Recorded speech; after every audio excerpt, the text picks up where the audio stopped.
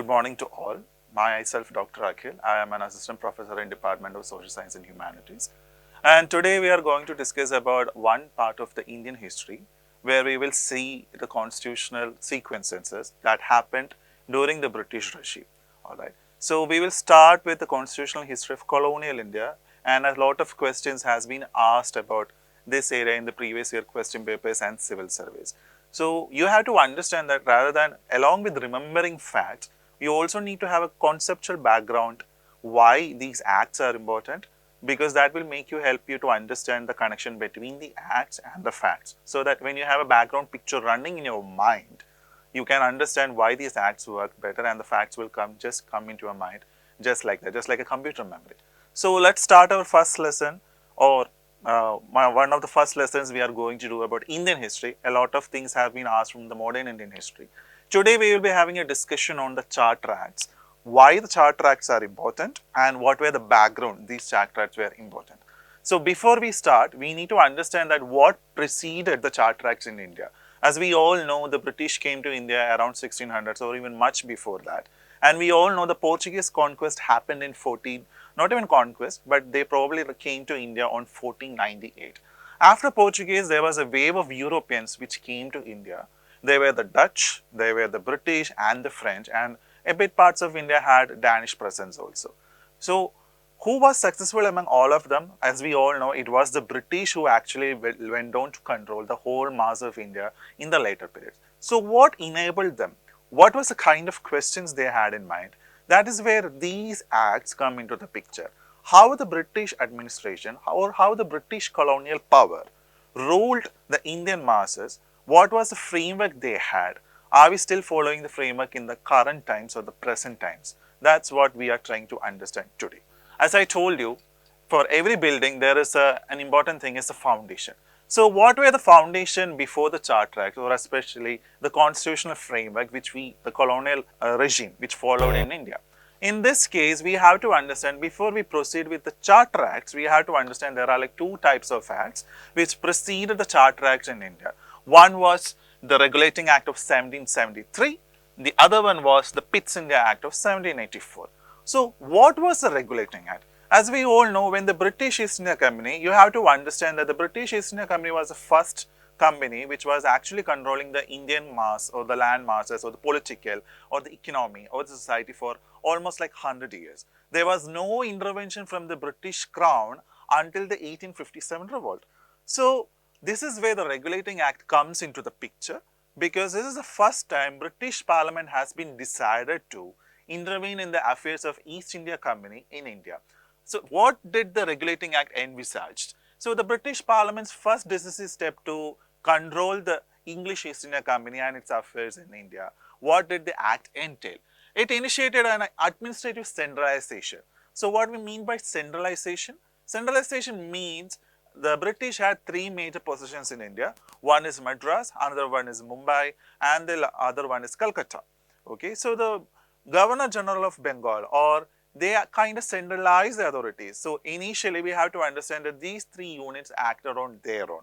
The Bombay was supposed to take their own decisions, Madras was supposed to take their own decisions, and now Calcutta or Bengal had their own decisions. With the Regulating Act, they kind of made the Madras and Mumbai or Bombay submissive to the Governor General of Bengal. Alright, so all the decisions, they still make laws and all, because these laws will get rid of it in the later parts of this video, which we will discuss. But whatever laws they were making, they were answerable to the Governor General of Bengal, and that is what Regulating Act of 1773 kind of envisaged. Alright, and one more thing, the Supreme Court of Calcutta, as we all know, in the present time the Supreme Court is in Delhi, but the first Supreme Court of India, or the Supreme Court of Indian possessions of British territories, has happened in Calcutta only. Alright. Now coming to, not spending much time on it, let's go to the next thing, that's a Pitt's India Act. What is Pitt's India Act? What was the major context of the Pitt's India Act? So Pitt's India Act is the first act which is actually trying to introduce a dual system of control. What do we mean by dual system of control? That means you should not mix politics with the commercial or the economic decisions. Alright. So this is where the dual, they try to separate the economic decisions and the political decisions, just like we see the departure or the separation between the executive, judiciary and legislature in the recent times or the present times. earlier times in Pitt's India Act, they envisaged this division in the way that, the commercial decision has to be separate and the political decision has to be separate. Obviously, there will be a supervision of British Parliament, which will be supervising the activities of English East India Company in India at this point of time. Now, the Court of Directors had an oversight over this and the Board of Control remained intact. These things were set to change in the upcoming times, I would say, or as we go ahead with the Charter Act in a detailed manner, we will see the changes. Now, let's come to our major topic, that is Charter Acts. So, what do we understand by Charter Acts? So, let's, as I have said, it's an evolving colonial polity. We can see Charter Act as an evolution of how colonial administration or how the ideology of colonial administration has evolved from a commercial perspective into a legislative one under the control of the British Crown in the later period. All right. Now, it's, as I've said, it's an understanding that, how the transition from a commercial monopolist proxy to a direct British Crown sovereignty. So, four major points that you can keep in mind is that, the trends. What was the institutional transition? What were the type of transition we were seeing when the Charter Acts were given? There are 4 Charter Acts. So, over the period of 60 years span, East India Company has been transformed from an autonomous merchant entity to an administrative proxy, or administrative proxy, to in simpler terms, they were actually doing the administration of India on behalf of the British Crown at that point of time. Now, the industrial push factor, why the Charter Acts came into being. Before that, you have to understand that English East India Company was the sole company which controlled a large mass of the land and the revenues and the resources, that is India, even China, for a long time. When the Industrial Revolution happened in Britain, this actually created a lot of questions, a lot of things that, why only East India Company controls the large mass of India or China? What about the revenue sharing model? That is where these Charter Acts came into being that, all right, the power we will divide into it, we will have more access, there will be more players who will be controlling the Indian land masses and the resources and the revenues from now onwards. Now, the centralization graph. We have to understand that rather than decentralization, as we all know in the present times, Charter Acts kind of envisage centralization of power into one particular person or a crown. And the all 4 Charter Acts, actually, we can see this graph of centralization, 1793 to 1853. These Charter Acts are a centralization graph we can see as the power has been consolidated into one particular person. Now, legislative genesis. What is the legislative genesis? Because when you see the last Charter Acts, we can say that that is where a kind of mini parliament or a mini parliament model of democracy kind of been introduced in India in the last 2 Charter Acts, which we will see in detail in the upcoming slides. Now, as I have told you, the Charter Act of 1793, it kind of consolidated the company's position in India because it shows that the royal crown are still not ready to take control of India or govern India. So, they extended the company's power and position for the next 20 years in this period. So, the company has been consolidating the power. But the major change in 1793 Charter Act is that before that, all this company's operations or the mercantile operation, they were actually paid out from the British Treasury. Now, from the 1793 Charter Act, they brought a major provision that, you have to pay your own employees from your own revenue that has been generated from India. This is where the financing colonialism, or we understand that, you have to pay out the salaries from the Indian revenues, not from the British Treasury. This is where later on led to the theory of drain of wealth, as you must have known in other parts of your syllabus. So, this is where it starts. You are paying out, there is a company that is coming out from far away from another land. They are coming and trying to rule India, they are controlling the resources and everything, but the salaries are just being paid from the Indian accounts, not just from the British account or anything. All of these things have been paid from the Indian resources, and that is eventually lead to a conclusion or like a theory like drain of wealth. Now, 1813 Charter Act is very important. As I have told you in the previous slides or in the previous part, there was one point where I mentioned that the trends, the industrial push, right? When the Industrial Revolution happened, there were more players who wanted more of the resources, or like they were scrambling for the revenues and the richness from India and China. So, 1813 Charter Act kind of envisaged the end of monopoly for English East India Company over India, except for one factor. What was this factor? This factor was the tea trade. All right. The East India Company was allowed to remain its monopoly over the tea trade and their operations on China, but rest of everything they have to give up to the other players or the new players that have been coming into the picture. Now, interestingly, 1813 Charter Act, as I told you, there have been a crucial exception, that was the tea trade from India and the trade over China. Now, an interesting part of 1813 Charter Act is that it's for the first time in the Indian history or even in the colonial history, the British Crown or the British colonial entity allowed the missionaries to come into India for philanthropical works. What are the philanthropical works? These missionaries were allowed to start schools in India. So that is what the 1813 Charter Act has envisaged. That is where we can say the socio-religious pivot that happened. For the first time, the missionaries were allowed to come and open up schools, and there were serious discussions that will happen, that what should be the Indians' thought, or how should we devise our educational curriculum in this time.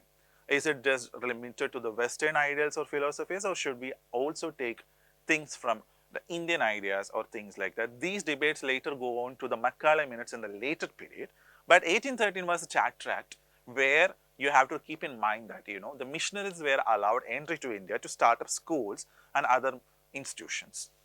Now, the Charter Act of 1833, we can say that it kind of marks an end to the hegemony or the monopoly of English East India Company. So, the EIC liquidation, the company actually lost its monopoly, everything over China and even in tea, and company just became a trustee or another administrative wing of the British Crown from this Charter Act onwards. All right. And absolute centralization. As we have seen in the Regulating Act or the Pitt's India Act, that there was Madras and Bombay were actually made subsidiary to the Governor of Bengal or the Bengal Presidency. This 1833 Charter Act effectively ended the law-making rights of Madras and Bombay Presidency in this period. Now, the Governor General of Bengal became Governor General of India, and the Governor General of India will look into affairs of India. Later on in the Regulating Act, the Indian possessions or like the British possessions in India now actively became the region of India in the 1833 Charter Act. All right. So, the 1833 Charter Act actually envisaged that the Governor General of Bengal will be the Governor General of India. He would be overlooking the affairs of India, whether the matters from the matters from Bombay and even from the matters of Madras and even other British territories that are there in India. Now, legal uniformity. The 1833 Charter Act is very important in bringing out the idea of uniform courts. Okay, so there is Lord Macaulay which is coming into the picture.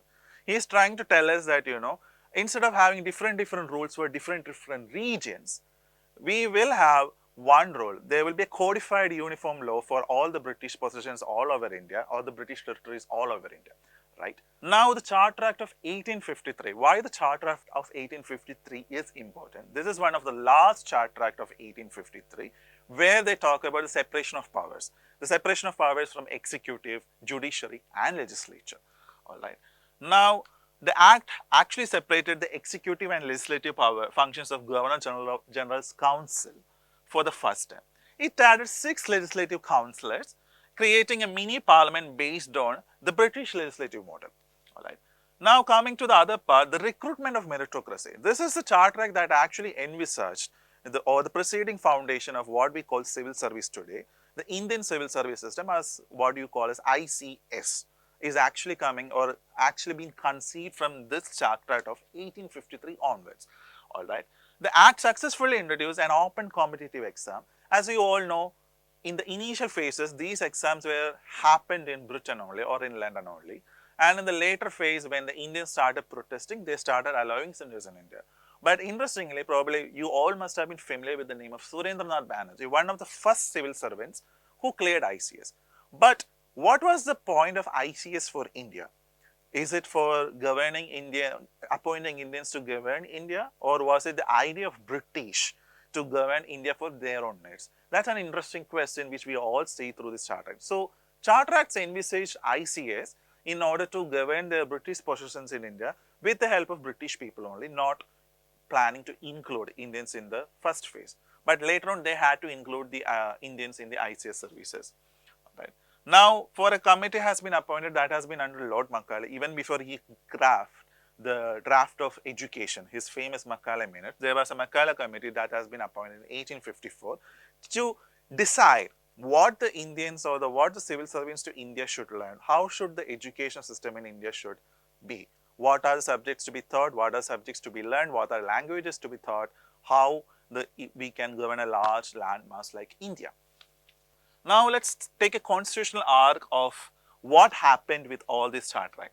So let's start with 1793 Charter Act, where the Charter extended and the royal sovereignty asserted on behalf of the crown, where both salaries were paid from the local revenues. Now coming from 1793 to 1813, the EIC trade monopoly effectively ends, except for China and tea.